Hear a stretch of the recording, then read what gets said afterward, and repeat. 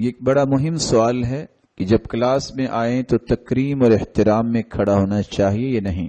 دلیل کے لیے کچھ لوگ کہتے ہیں آپ صلی اللہ علیہ وسلم سیدہ فاطمہ کے لیے کھڑے ہوتے تھے۔ دوسری دلیل کہ آپ صلی اللہ علیہ وسلم ایک دفعہ قاضی کے اٹھ کھڑے ہوئے تھے۔ قیام کی بنیادی طور پہ 3 قسمیں ہیں، القیام لہو، القیام الیہ۔ رسول اللہ صلی اللہ علیہ وآلہ وسلم سے جس مسئلے کا حل ہے وہ 3 باتوں میں ہی آپ سمجھے۔ پہلی بات کیا تھی؟ القیام لہو، دوسری بات القیام الیہ، اور تیسری بات القیام علیہ۔ معنی کیا ہے؟ حدیث میں آتا ہے من اراد ان یتمثل لہ الرجال قیاما، جو شخص یہ چاہتا ہے، من اراد ارادہ کرتا ہے، ان یتمثل لہ الرجال قیاما، کہ جب وہ آئے تو لوگ کھڑے ہو جائیں، فَلْيَتَبَوَّأْ مَقْعَدَهُ مِنَ النَّارِ، اس کا ٹھکانہ جہنم ہے۔ کیوں وہ چاہتا ہے؟ فخر، گمنڈ اور تکبر ظاہر ہو رہا ہے۔ القیام الیہ، الیہ کا مطلب جو قصہ لکھا ہے، اگر کوئی آپ کے پاس آیا ہے اور آگے سے آپ اٹھ کے اس کا استقبال کر کے اس کو مناسب جگہ پہ بٹھانا چاہتے ہیں، جائز ہے۔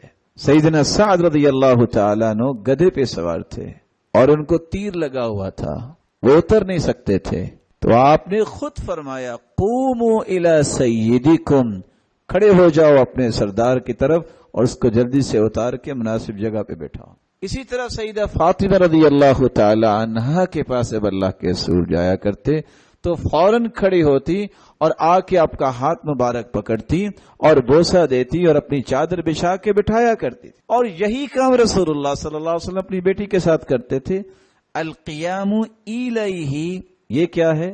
آپ کے پاس اگر کوئی محترم آ گیا ہے تو اس میں بھی آپ کو تکبر نہیں ہونا چاہیے، اچھا میں کیوں اٹھوں؟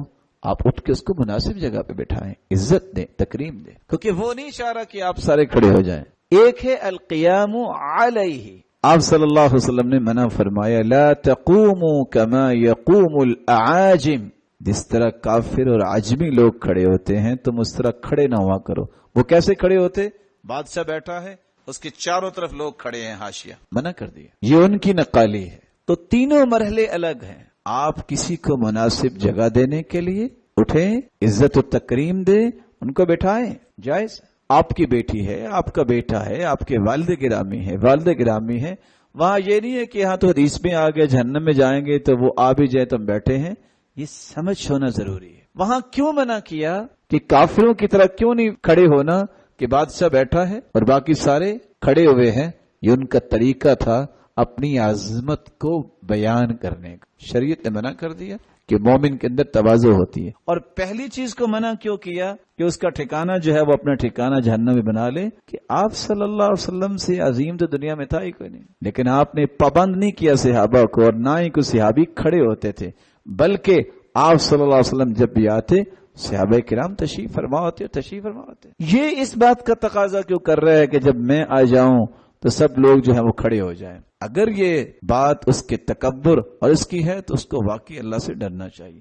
ویسے اگر کوئی کھڑا ہوا ہے اور اس کا ارادہ نہیں ہے، ویسے کوئی کھڑا ہوا ہے اس کے احترام کے لیے کہ میں جگہ دوں، اس کو پراپر جو ہے وہ استقبال دوں، اس کو ریسپشن اچھی دوں، ٹھیک، تو شریعت نے یہ تینوں حکموں کو الگ الگ بیان کیا ہے۔ تو ویسے بھی حدیث کے الفاظ ہیں، اس کے ساتھ ملا لیجئے، اذا جاءکم کریم قوم فاکرموا، جب کسی قوم کا معزز انسان آئے تو اس کو عزت دیا کرو۔ ہم کہتے ہیں یہ اس قوم کے عزیز ہے نا، ہمارا تو نہیں ہے نا، نہیں، حدیث نے کتنی اچھی بات کہی۔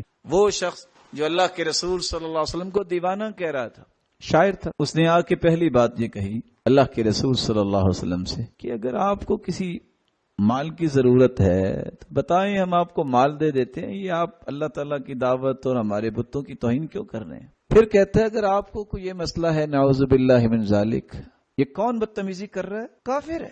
اگر یہ مسئلہ ہے، یہ ابتداء اسلام کی بات، اگر آپ کو کوئی مسئلہ ہے شادی کا تو اجمل واحد فی مکہ، جو مکہ میں سب سے خوبصورت خاندان ہے، ہم آپ کا نکاح کروا دیتے ہیں، لیکن یہ دعوت چھوڑ دیں۔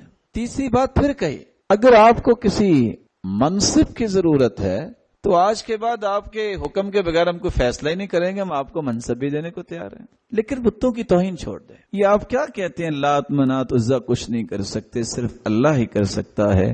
اس کا ذرا آج کے ماحول میں بھی چیک کیجئے گا کہ آج بھی سب سے بڑی پریشانی کیا ہے کہ کس کی توہین ہوتی ہے، یعنی اللہ کی توہین ہو جائے کوئی پرواہ نہیں ہے، رسول اور صحابہ کی توہین ہو جائے کوئی پرواہ نہیں رہی، کہتے ہیں فلاں کی توہین نہیں ہونی چاہیے، حالانکہ ان کی بھی توہین نہیں کرنی چاہیے۔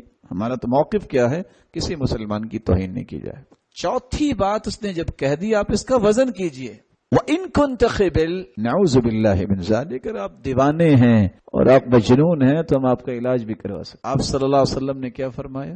افرغت یا ابا الولید، کیونکہ یہ ابو الولید کے نام سے معروف تھا، عزت کی نگاہ سے دیکھا جاتا تھا، آپ نے کوئی پرواہ نہیں کی، فرمایا افرغت یا ابا الولید، ابو ولید فارغ ہو گئے ہو؟ کہتے ہاں فارغ ہو گیا ہوں۔ آپ نے سورۃ فصلت کی تلاوت شروع کی، آیتیں پڑھتے جا رہے ہیں، مثل الصاعقۃ عاد وثمود، جب اس آیت پہ پہنچے اٹھ کے بیٹھ گیا، کہتے ہیں ناشدتک اللہ والرحیم، ناشدتک اللہ والرحیم، جلدی سے آپ کے منہ مبارک کے سامنے ہاتھ رکھے تھے، آگے نہ پڑھیے گا، اللہ کی قسم آگے نہ پڑھیے گا، میں تمہیں واسطہ دیتا ہوں اللہ کا اور اپنی رشتہ داری کا واسطہ دیتا ہوں، آگے نہ پڑھیے گا، مجھ سے برداشت نہیں ہو رہا۔ اذا جاءکم کریم قوم فاکرموا، آپ نے خط بھی لکھا ہے، کس کو؟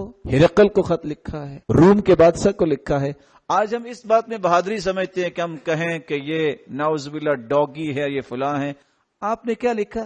الی عظیم الروم، روم کے بڑے کی طرف، بادشاہ کی طرف۔ ہم اخلاق کے چھوڑیں۔ طاقت یہ نہیں ہوتی کہ آپ جذبات کے اندر اپنے ایمان کو جو ہے وہ پارا پارا کر دے، طاقت یہ ہوتی ہے کہ اپنے ایمان کی روشنی میں آپ کی جرت کے فیصلے ایسے ہونے چاہیے کہ کفر کانپنے لگ جائے۔ عمر کیا کرتے تھے رضی اللہ تعالیٰ عنہ، جس پہ کہنا پڑا تھا کیسر کو ذرا پتہ تو کرو یہ عمر ہے کون، انہ قد اکل کبدی، اس کا روب اتنا ہے مجھے رات کو نیند نہیں آتی، اس نے تو میرا کلیجہ کھا لیا ہے۔ یہ پاور ہے، گالیاں پاور کا نام نہیں ہوتا۔ اخلاقیات کو چھوڑ دینا اس کو طاقت نہیں گردانتے۔ طاقت ہمیشہ وہ ہوتی ہے جس میں آپ کچھ کر کے دکھائیں۔ اللہ عز و جلال ہمیں ان مسائل کو سمجھنے کی توفیق عطا فرمائے۔